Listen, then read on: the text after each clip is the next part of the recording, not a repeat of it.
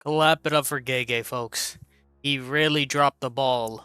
Well, the ball was already dropped. I mean, he just managed to fuck it up even more. But 240 for Jujutsu Kaisen. What can I say? Another irrelevant chapter. Who actually cares about this? Yet you know what? Get back into the swing of things. I had to read this. I forgot that leaks even came out. Yet here I am. Last chapter we had to see Takaba show up instead of actually seeing, Sukuna Yuji fight, which actually would have been a lot more interesting than what I'm reading here and what my eyes are seeing, but somehow this moves the plot, even though we knew Kenjaku's plans, which I want to take a little bit of a time to stand on my business because over Twitter, or X, excuse me, I was told by Mr. Saving the Bees, that guy, right, that this chapter actually does move the plot. It actually does do something. And to that, all I said was in a quote retreat, this doesn't move it to the plot or anything. And now look at where we are. I'm supposed to read this goofy ass fight that has done nothing. It actually is so uninteresting. Why does anyone care about this? Who cares about this? No one cares about Takaba. He's not interesting. Gege's had this issue right now where he's introducing characters that some of us are supposed to give a fuck about, or we have characters that we actually care about, and we don't even see the character interactions. Gojo when he got out of the box, and we just skipped right to a fight. That was great. That was fun. Straight to a fight. But who cares about that, right? Actually, no. I actually care. We all cared because I don't care about Takaba. He's not funny. I don't care about this gag that's happening. It's just boring. It doesn't do anything. Now, let me get to the part where I said, okay, so look, this is all I said. There wasn't anything really added to the story, though. Because, one, we already knew Kenjaku and was going to pick off the other Culling Game players. So, what was the point of that, right? We already knew he was going to have something to do with a merger because he hadn't done anything with Tengen. He literally says that as well. And I have Uyu here saying, now Kenjaku can end the Culling Games by getting rid of all players except Sukuna. That might be the condition for the merger. It's simply this way so there's no need to worry over complications while fighting. The one time Uyu actually says something that makes sense and isn't about talking about fucking his sister, which, I mean, I get your Mei's hot, but why was that even there? We're not even gonna go into that. He also mentioned something about the characters being there, which maybe he just didn't read that part in the chapter where they literally say the strongest three, right? Hikari, Yuta, and Maki go and show up in case Gojo loses. I guess we forgot about that, but he also mentions Ui, and once again, I don't really care about the character, and they're like, oh, what if he has teleportation or whatever? That's his curse technique, and it's like, okay. I'm pretty sure the characters can get there on the field as fast, but sure. Once again, it's pretty irrelevant, bringing up something that we already knew. Takaba, whatever his lame ass is. And it's like, he has a broken curse technique, so what do we have to do? We have to get rid of him. At least GEGE thinks that, because why else would you send this guy character to fight the main villain? Which we already know how this goes. He's not going to do shit.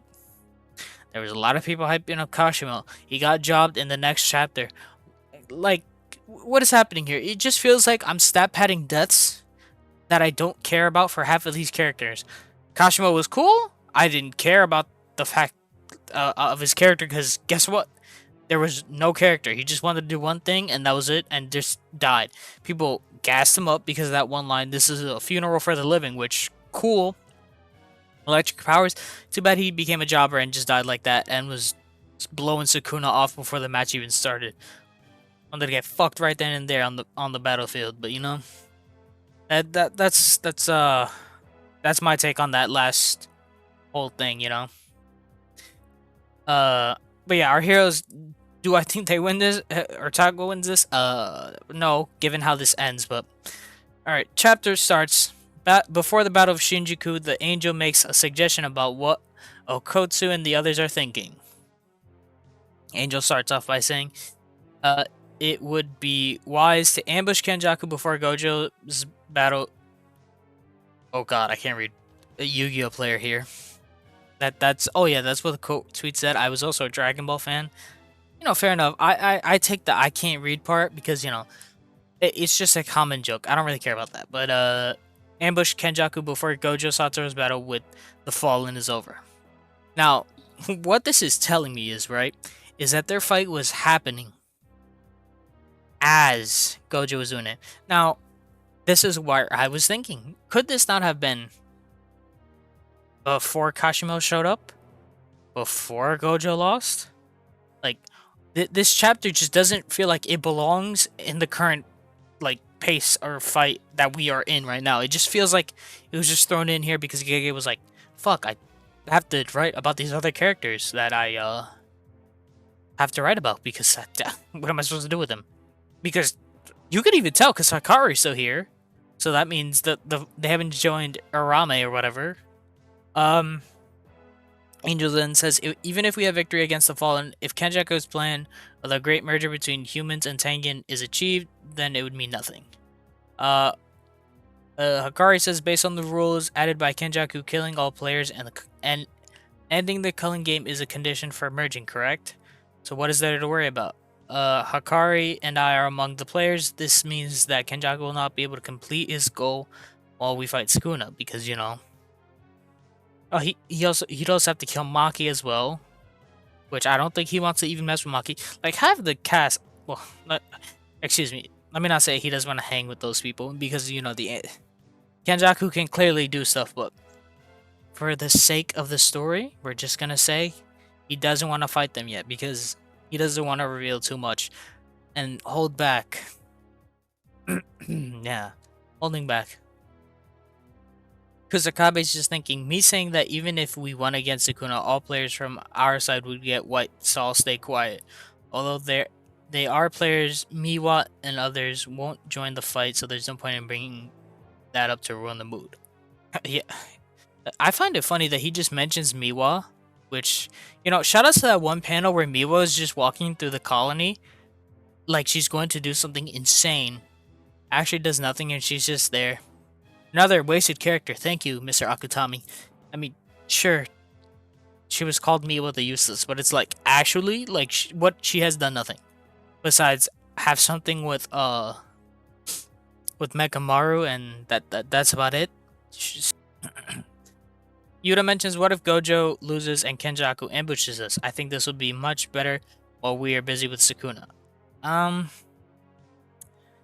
Even if it's not a surprise attack, if Gojo, Satoru lost, and after that we all had a narrow victory, we would end up fighting Kenjaku whilst heavily wounded. So you're saying that what we are trying to do against Sukuna may possibly happen to us, which I don't know why we're backtracking on this idea that they're going to jump Sukuna, because this was the original plan. So, and this is why Kenjaku said, I'm just going to pick off the players because, you know, who cares? So, once again, this just feels like a lot of... We're repeating the same thing. Well, you know, let's continue. I think Zenin is our best choice if we want to send someone to surprise Kenjaku, but it makes no sense to divide our forces before confronting Sukuna. Once again, they literally mentioned this before, that the point of the other three were to jump Sukuna. But as we know, it's the lawyer and Yuji who are going to fight Sukuna, while Hikari deals with Urame. Mei says the lack of your skill isn't my business, especially after she ran away before. And then Angel's like, I suggest sending Takaba. We don't even understand what he's saying. Only thing I remember about him is when his clothes fell off in front of everyone. This is what Kusakabe remembers of him. Bad influences will possibly come out from his curse technique, so do not disclose what I'm about to say, everyone, not even to Takaba himself. His curse technique is everything. It cuts the Kenjaku. I don't even know what it could be. However, in this narrative right now, in this current state of Jujutsu Kaisen, it just doesn't feel like our heroes have a chance of winning. It's not even fair at this point. Like, They already have to deal with Sukuna and then this guy. So having another overpowered villain just makes it seem like, okay, you know, whatever. Especially one who's like starting to look like All For One a little bit with his little planning and scheming in it, how he's able to just solve everything. Like he's like, ha ha ha, you've fallen for my plan. I've planned for this, you know. Actually, I know what you're doing. Yada yada yada. You know, I have a solution for everything. Like an anti-gravity system for a black hole because I got it from a woman's body that I possessed, so I could get fucked to make the main character. Anyways, we cut to Takaba. I'm attuned, so I am a-okay. Oh, that hurts. Yeah, that's so funny. Anyways, it's just him getting attacked by a bunch of like cursed spirits. Kenjaku notices it's rejecting his curse technique, but I'm not saying that's my original work. Takaba says, "Listen here, monk, you can't win against me. Perhaps his player's curse technique is the creation of phenomena." And we get to see a Bandit Keith reference. That's funny, right? It is the embodiment of his imagination. If I'm not, well, you look very good at it. I'm so confused. Like, I'm genuinely reading this as like, you know, I'm explaining this or like I'm, you know, trying to discuss this. I don't know why he's saying no. It like, I'm guessing he's still just playing along with the gag. Kenjaku says my 1,000-year experience in Jujutsu, but it isn't working.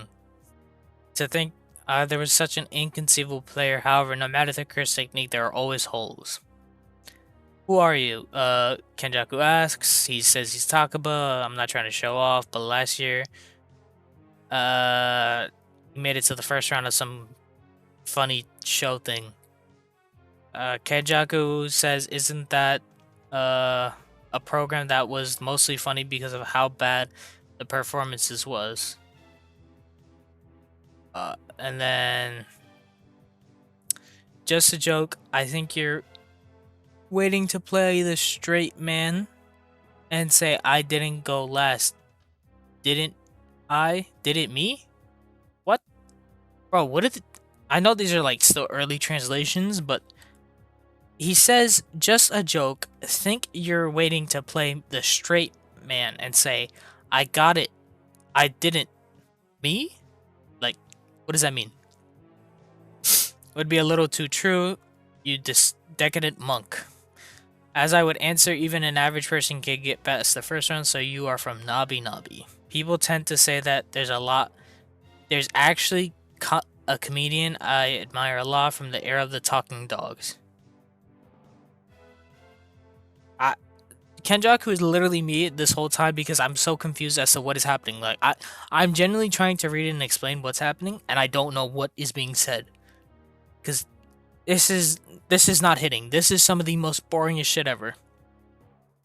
But it seems like Kenjaku's understanding what Takaba's saying. This guy understands what I'm talking about much more than I thought. This guy really likes comedy, doesn't he? And I think someone explained it best. Kenjaku just explains the joke, which, you know, I hate when people explain jokes, but you know what? Sometimes you just have to do it. Some people just don't listen or don't get the joke, so you actually just have to explain it, which I'm glad we have someone explaining these dog shit jokes. Takaba says he's gonna display his best joke against him, and he says it's none of your business. I've never seen somebody so worthless in my life. I dead ass have not seen such a more worthless nigga in my life. If he has kids, oh my god. Imagine if a nigga like that has kids. Like, imagine. Like, that was born when you're just about to be automatically connected to a shitty and weak signal that you probably would find at a coffee shop. Wow, you're really able to understand me. No, I just get it because I'm a pro. Of what? But for people watching the movie at home, I don't think that will translate well. And now here he goes explaining the joke, yada yada yada. More yapping, who really cares? Even if I do jokes with you, it's not fun at all. Kenjaku lands a solid hit. Bro, I'm just trying my best to like do whatever I can to explain how boring this is. But uh, Kenjaku's like, oh god, finally, I actually managed to land a hit on him. The curse technique's activation condition is the confidence and conviction of the sorcerer himself. Takaba gets upset. You're an amateur. You're just pretending to be an expert. You're never on a stage. If it's funny to others, then it doesn't matter what you think.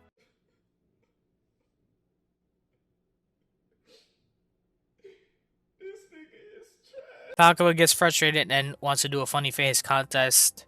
They do one. He loses. Kenjaku lands a solid hit.